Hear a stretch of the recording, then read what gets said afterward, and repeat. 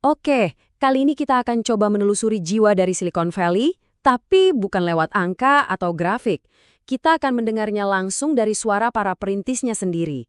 Kita akan melihat gimana sebuah impian, tandingan budaya, bisa berubah jadi mesin ekonomi raksasa yang membentuk dunia kita sekarang. Nah, kita mulai dari sini. Kutipan dari Adam Fisher ini benar-benar menangkap esensi awal dari Valley. Ini tuh bukan soal IPO, bukan soal jadi miliarder, ini tentang penciptaan, tentang melakukan sesuatu yang mustahil. Semangat inilah yang jadi fondasi dari semua yang akan kita bahas. Jadi, semua ini asalnya dari mana sih? Ternyata akarnya itu bukan dari ruang rapat perusahaan loh, tapi dari budaya tandingan tahun 70-an. Ini adalah perpaduan yang aneh antara idealisme kaum hippie, kejeniusan para peretas, dan semangat pemberontakan yang belak-belakan. Dan ini nih salah satu bentuk pemberontakan paling awal, phone phreaking. Ini pada dasarnya adalah peretasan generasi pertama, sebuah cara buat menjelajahi jaringan telepon global yang luas secara gratis. Ini adalah tindakan pembangkangan teknis yang bikin orang-orang kayak Steve Jobs dan Steve Wozniak terpukau. Mereka ngelihatnya ini kayak sulap, bukti kalau sistem itu bisa dipahami dan ya bisa dimanipulasi.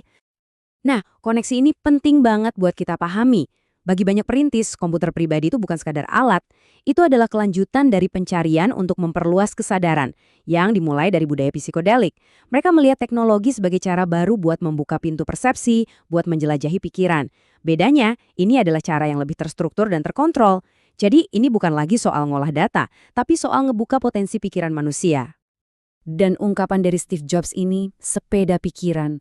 Wah, ini ngerangkum semuanya. Komputer itu seharusnya memberdayakan individu, memperkuat kecerdasan alami kita. Ide awalnya itu tentang pembebasan dan berbagi pengetahuan, bukan buat dikomersialkan. Inilah inti filosofinya, yang dirangkum dengan rapi. Ini seperangat prinsip yang radikal banget pada masanya. 1. Informasi itu harusnya bebas. 2. Jangan percaya-percaya banget sama otoritas atau hierarki. Dan yang paling penting, percayalah pada kekuatan teknologi untuk mengubah dunia. Inilah DNA dari Silicon Valley yang asli. Oke, kita lanjut ya gimana semua ini berevolusi. Karena mau nggak mau, idealisme utopis ini ketemu sama kekuatan dahsyat, kapitalisme. Inilah momen saat impian bertemu dengan dolar dan video game jadi ujung tombaknya. Dan disinilah titik baliknya, momen di mana energi kreatif yang liar itu ketemu sama realitas pasar. Dan sadar kalau ternyata bisa menghasilkan uang dan bukan uang sedikit, tapi uang yang banyak banget. Dan orang ini nih yang nyalain apinya, Nolan Bushnell. Dengan Pong, sebuah game yang super simple, dia nunjukin kalau barang elektronik konsumen itu bisa jadi tambang emas. Suara koin yang masuk ke mesin arcade itu, ya itu kayak lonceng kematian buat era non-komersial yang murni.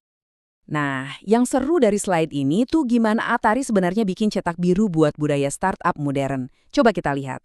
Lupain deh jas sama jam kantor. Karyawannya seperti yang tertulis di sini muda dan belum berpengalaman.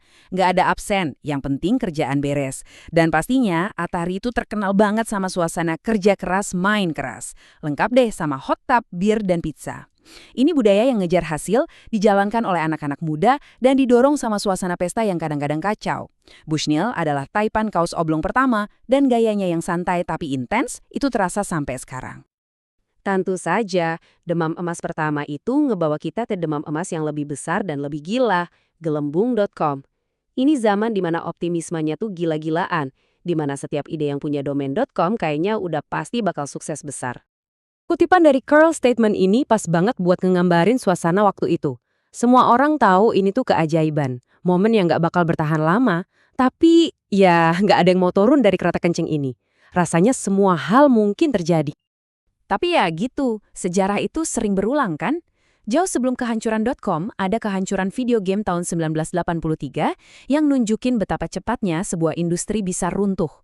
Bayangin, Atari dari 10.000 karyawan anjlok jadi cuma 2.000. Ini kayak bayangan mengerikan dari apa yang bakal terjadi di skala yang jauh lebih besar. Dan pas gelembungnya pecah, wah itu bukan turun pelan-pelan, itu meledak. Gambaran bom neutron dari John Markov ini kuat banget.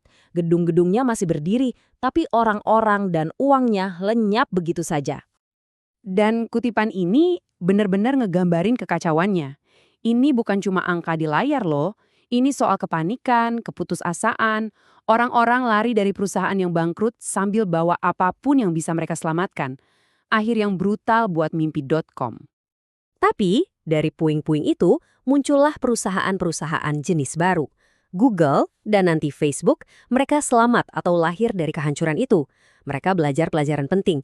Jangan cuma ngandelin hype, bangun bisnis di atas data, fokus sama model bisnis yang jelas, dan jangan pernah meremehkan seberapa cepat semuanya bisa hancur berantakan. Nah, ini ngebawa kita ke pertanyaan utamanya. Dalam evolusi dari hippie jadi taipan, dari mimpi jadi industri triliunan dolar, apa sih yang kita dapetin? Dan yang lebih penting, apa yang mungkin udah hilang selamanya? Slide ini benar-benar nunjukin konfliknya dengan jelas. Di satu sisi, ada Andy Hertzfeld, salah satu insinyur Macintosh pertama, yang ngomongin soal nilai artistik, bikin sesuatu yang baru dan emosional. Di sisi lain ada Sean Parker, dari generasi Napster dan Facebook, yang mengidentifikasi pergeseran ke dunia yang murni transaksional. Ini adalah pertarungan untuk memperebutkan jiwa Silicon Valley. Kita bisa ngerasain banget kekecewaan dari para perintis kayak Bruce Horn ini. Visi awalnya adalah alat yang super fleksibel yang bisa bikin pikiran kita meledak. Kenyataannya, menurut dia, malah jadi produk pasaran yang seragam yang malah bikin pemikiran jadi kaku, bukan membebaskannya. Dan mungkin nggak ada kritik yang lebih nyelekit daripada dari Jaron Lanier, orang yang menciptakan istilah realitas virtual. Ini pengakuan yang, mengejutkan banget. Orang yang memimpikan dunia digital sekarang malah melihatnya sebagai sistem yang mengubah kita jadi tikus lab, terjebak dalam labirin yang dirancang untuk memanipulasi kita. Jadi kita sampai di akhir dengan pertanyaan ini. Dari menaklukkan naga sampai melatih tikus lab. Apakah ini akhir ceritanya? Sebuah tragedi idealisme yang hilang? Atau seperti yang sering terjadi di dunia teknologi, jangan-jangan ini cuma satu lagi kehancuran sebelum sistemnya diribut lagi. Siap buat mulai siklus baru inovasi, komersialisasi, dan refleksi dari awal lagi. Nah, jawaban buat pertanyaan itu sedang ditulis sekarang.